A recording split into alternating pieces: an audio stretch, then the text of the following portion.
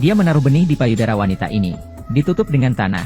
Lalu di bagian kemaluan wanita itu juga diletakkan, dan ditutupi tanah. Mereka menggunakan pupuk organik dari mayat.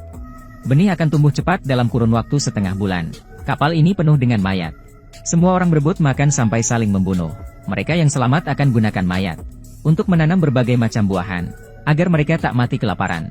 Agar benih tumbuh cepat, meletakkan benih di luka sangat cocok. Setelah diletakkan ke bagian luka, darah akan mempercepat pertumbuhan benih. Dengan begini menghemat pupuk. Buah yang ditanam mulai tumbuh.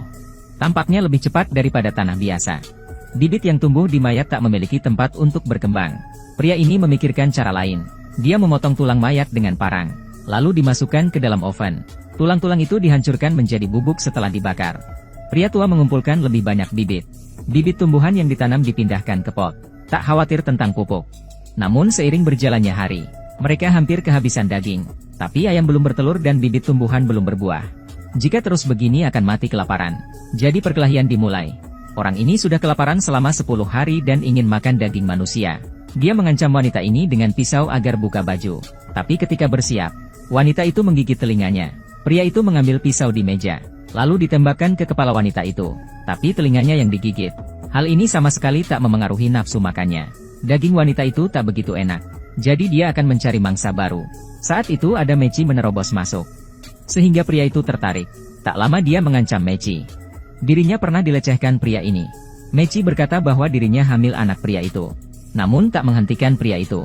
Karena selain ada wali kota, ada juga putra wali kota yang juga melecehkan. Jadi tak tahu itu anak siapa. Melihat Meci akan jadi makanan, tiba-tiba Sony masuk. Pria itu menuduh Sony. Ketika keduanya berduel, Meci mengambil pistol pria itu. Kemudian langsung menembakkannya. Pria itu seketika tewas begitu saja. Lalu dagingnya dipotong. Dijadikan makanan untuk 2 orang. Makanan cepat habis. Di kapal hanya tersisa mereka berdua. Karena tak ada cara Sony ada ide tentang ayam betina. Ayam itu digunakan Meci agar bisa bertelur.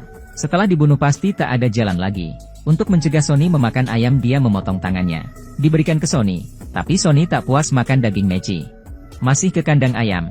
Dia bersiap akan menyembelihnya. Tiba-tiba Meci datang mengapaknya. Seketika Sony tewas. Saat ini dia menggunakan pisau. Memotong tubuh Sony menjadi beberapa bagian. Dan dijadikan sebagai makanan. Akhirnya tanaman mulai berbuah. Ayam juga bertelur. Wanita ini tak perlu khawatir lagi soal makanan. Dia mengambil telur dan memakannya mentah. Lalu mengambil kentang. Segera memakannya sebagai nutrisi untuk bayinya.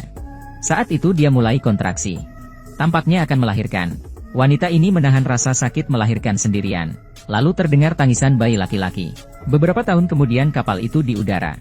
Sekarang ayam sudah diternakkan. Ladang juga makin banyak. Cukup untuk kehidupan Meci dan anaknya tanpa rasa cemas.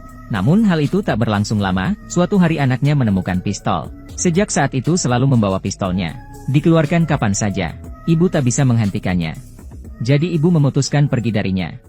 Tebak saat ini dia berubah menjadi seperti